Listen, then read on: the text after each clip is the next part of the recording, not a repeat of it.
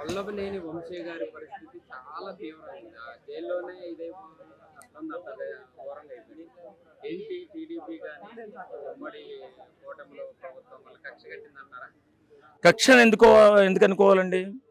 ఇప్పుడు మనకి అధికారం ఉన్నప్పుడు మన జాగ్రత్తలు మనం ఉండాలి. మనం ప్రజాసేవ కోసం వచ్చామని గుర్తించాలి. ప్రజలకు ఏదైనా అవకాశం ఉంటే సేవ చేయాలి.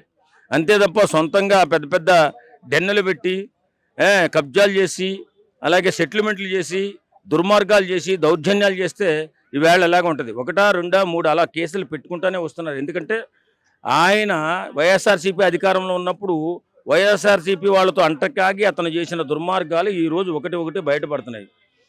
బయట ఆయనకి ఎన్ని చేసాడో ఆయన తెలుసు కదా. రేపొద్దున ఏదొస్తుందో అని తెలుసు కదా. ఆ టెన్షన్తో మనిషి అలా అయిపోతున్నాడు తప్ప వేరే కాదు. అనారోగ్యం ఏం లేదు. ఆ టెన్షన్ నేను ఇన్ని నేరాలు చేశాను కదా, ఇన్ని ఘోరాలు చేశాను కదా, ఇవన్నీ ఒకటి ఒకటి బయటకు వచ్చేస్తున్నాయి. ఏం చేయాలరా భగవంతుడా అని చెప్పి ఆ టెన్షన్లో ఆ ముసలోళ్ళ మారిపోతున్నాడు. ఈ ముఖంలో రక్తం చుక్కుంటలేదు. మనిషి చూస్తే ఏదో అయోమయంగా అయిపోయాడు. నిజంగా మాకు ఎప్పుడు కూడా మన పవన్ కళ్యాణ్ గారిని విమర్శించిన ఒకసారి కోపం వచ్చినా ఇలాంటి టైంలో చాలా బాధ కలుగుతుంది. మన సాటి మనిషే కదా అలా అయిపోతున్నాడు అంటే బ్రహ్మాండంగా. చాలామంది ఇంతకుముందు వంశీ గారు అందగాడు అనేవారు. అలాంటి అందగాడు ఇంత అందవిహీనంగా ఎందుకు తయారవుతున్నాడంటే ఆయన చేసిన కర్మలు. ఆయన ఎన్ని ఘోరాలు నేరాలు చేశారో, ఆయన అధికారంలో ఉన్నప్పుడు ఎంతమందిని హింసించాడో అవన్నీ ఒక కేసు వస్తుంటే ఇంకా ఎన్ని కేసులు ఉన్నాయని తెలుసు ఆయనకి. ఎందుకంటే ఆయన చేశాడు కాబట్టి అన్ని దుర్మార్గాలు.